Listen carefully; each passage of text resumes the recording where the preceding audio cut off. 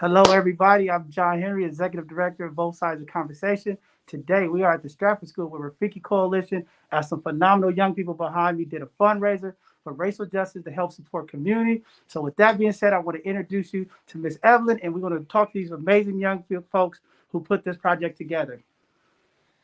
Hi, everyone. My name is Evelyn. I am the middle school assistant director here at Stratford School Milpitas, and I have some wonderful, talented young students behind me. And I just wanted to introduce who they are because you're all wondering who they are and what have they done. But they come up with this wonderful racial justice fundraiser, which started back in February in honor of Black History Month. So I'm going to start first by letting them introduce who they are. So we're going to start with Leia. Come on over. Hello there, my name is Leia, and I'm the PR marketer of Student Council. Hello, my name is Jenny, and I am the Secretary of Student Council. Hello, my name is Freya, and I'm the Treasurer of Student Council. Hello, I'm Clarina, and I'm the Vice President of Student Council. Hello, my name is Derva, and I'm an NJHS member. Hi, my name is Christine, and I'm the Vice President of NJHS. Hi, my name is Annika, and I'm the Secretary of NJHS.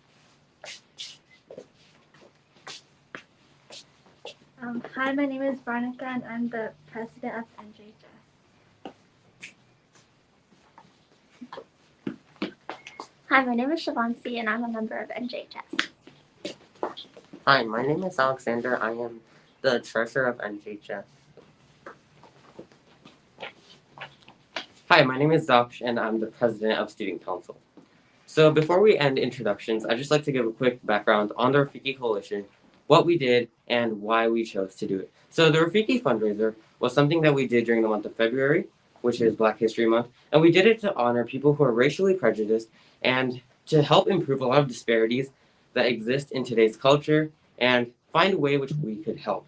And we chose Rafiki Coalition because it stood out because of the fact that first, it has a great track record. It's been helping people since a long time, and it just has helped a lot of people before. And one unique thing about the Rafiki Coalition is that instead of just giving people money, it really helps them with things that they actually need, such as education or other things that they may actually need, which is unique about Rafiki. And before ending this introduction, I'd just like to say thank you to the Rafiki Coalition for making this organization and giving us people, young people, a chance to actually collaborate and help out in our communities. Thank you. Thank you so much, students. I am super, super proud of you. And I just want to say thank you so much for Rafiki Coalition for, allowing us to collaborate with you. They have been very, very excited. Just a little bit of background, our student council members here that introduced themselves. We also have our NJHS members, which is the National Junior Honors Society. And what they did was they actually had a bake sale, which was very, very successful. They actually, I think, sold out in like about a matter of 15 minutes, I think it was, right? And then they had another bake sale not too long ago during another event. And they're just really, really excited. And I told the students, I'm super proud of them for making these moves and getting their voices heard. So thank you so much, students. I'm very, very proud of you. Awesome. All right, on to you, John Henry. So with that being said, we're going to have Rafiki Coalition step up. Andre Akins is here to ask these young folks some questions about their activism and what they did and how the impact is for the community. So with that being said, Andre. Hi, I'm not going to be visible too much because I want to keep everything on the young people. So the voice goes with the white hat. Okay, so question number one. What are some examples of some activism?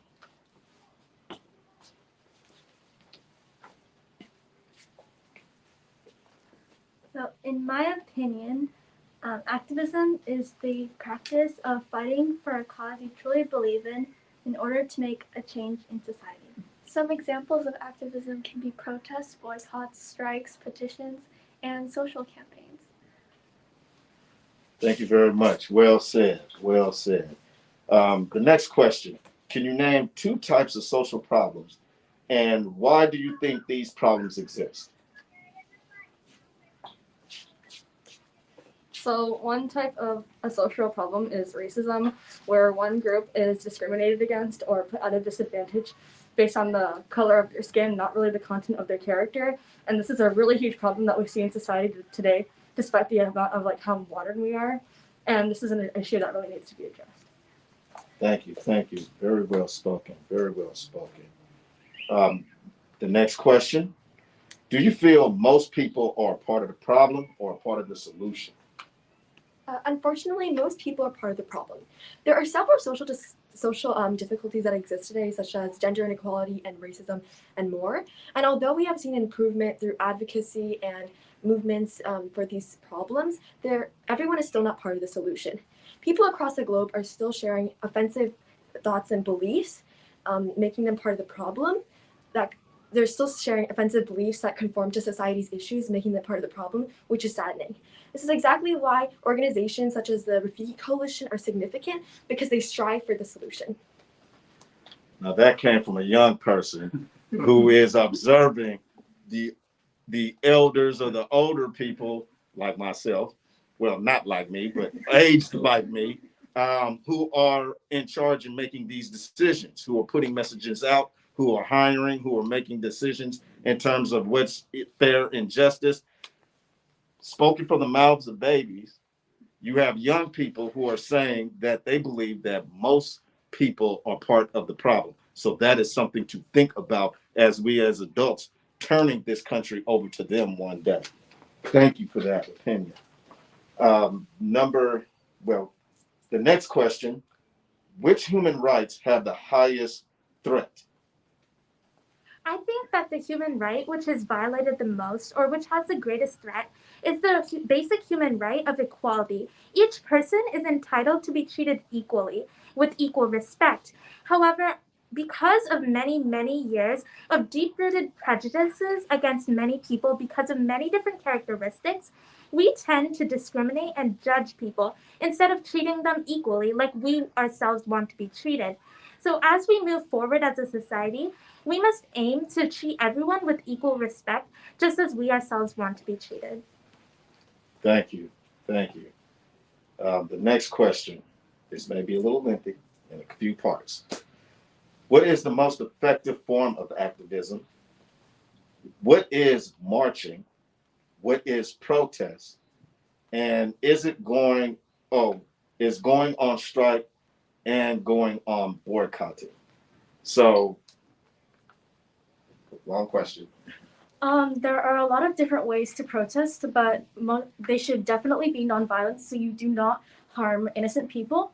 For example, if you are trying to protest against a business or something that you are not a part of, you could boycott, which would force them to take action because you are not doing anything to support them or not buying anything, and they would not be making any improvement.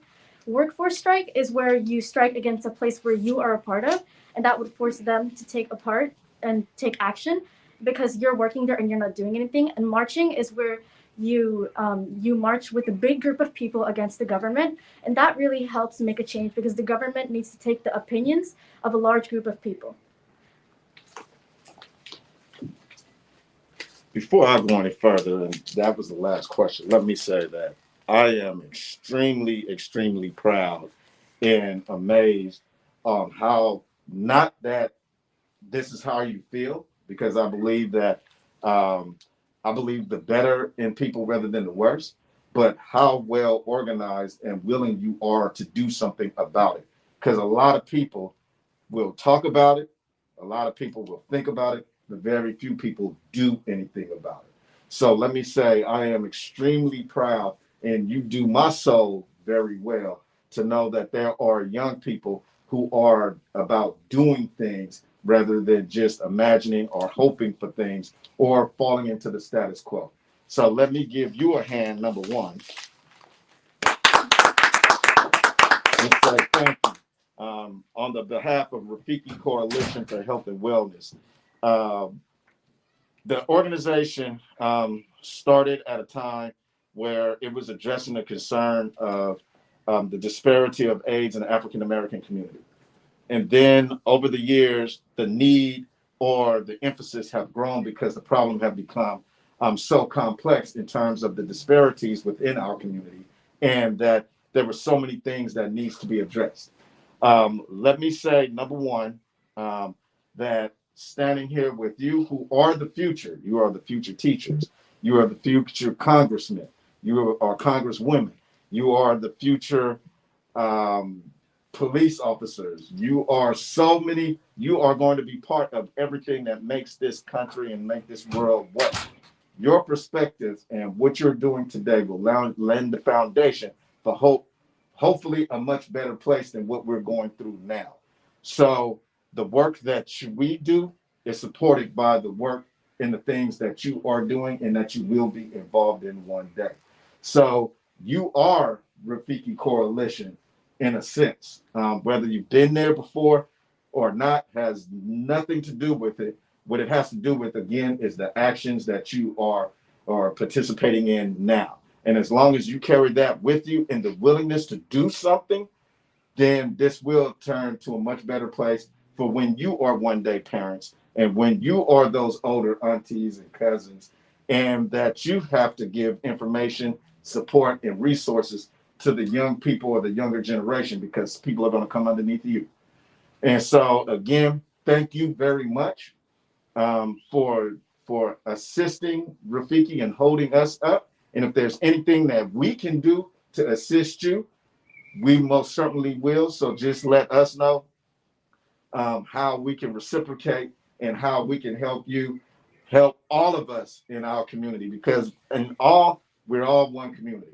It's not this community, that community, or that. We're all one people. And y'all have demonstrated that today. So thank you very much once again, and very, very proud of you. Wow, phenomenal community. If you could see the power, the intensity in this room, these young folks are phenomenal as we continue to bridge the gap in our communities with our youth and the elders of the community. And this is what passing the torch it looks like when we talk about here at both sides of the conversation, changing the narrative, changing the dynamic of the future. It starts with young, powerful individuals like this, for them to be in action. When we're talking about organizing and mobilizing in our community, this is what we need, the young folks to lead, because they are the future. They are the ones that's going to make the change. And with the right leaders, like Miss Evelyn in this school here, we always talk about at both sides of the conversation, leadership is what's demonstrating what's possible. And if you look here under this leadership, young folks coming together, engaging the community, able to raise funds for racial justice, to have enough compassion, humility, and love in their heart for a community. Together, we could do it all. And it starts with our young folks. We would like to thank the Stratford School and all of our young, phenomenal folks who was a part of this project. And we hope to continue to uplift and support them so that they can continue to do more projects in the community to have a greater impact. It starts with one, but we mobilize in unity and recover with more. So with these young people, we want to say thank you for the work that you're doing. Your efforts will not go unseen, unheard. The effect of what you all have done will be able to impact the life of someone that you might not know, but it'll be a blessing to them. So thank you for your hard work and your dedication. Phenomenal young folks doing some phenomenal things. With that being said, before we close out, I want to give Miss Evelyn the last say before we end out today's segment. Thank you so much. I'm super proud of my students here and, here at Stratford School. And thank you so much for tuning in. Students, keep on making moves, keep on doing what you do. I'm so proud to be a part of this team. Every single day, you're always trying to figure out ways, to how to make a difference, how to help our community. And I am a full supporter of everything that these students do. Even if it means late nights and doing what we do, team meetings and everything, but it's because they're passionate. They have so much passion, and I'm super proud of them. Thank you so much, Rafiki Coalition, for having us today. All right. Thank you. So at this time, community, a lot of love. Let's continue to move in action. Again, to make change, we all have to move. It starts with our young people. They're moving. Now you have your due diligence to go out, impact. Shout out to Rafiki Coalition, the entire team, for the amazing work that they're doing to impact community, and to our young people, the future. Continue to salute, give them the love, support, uplift them, because with our youth, we can change the world. With that being said, from both sides of the conversation, see you all soon for our next live segment.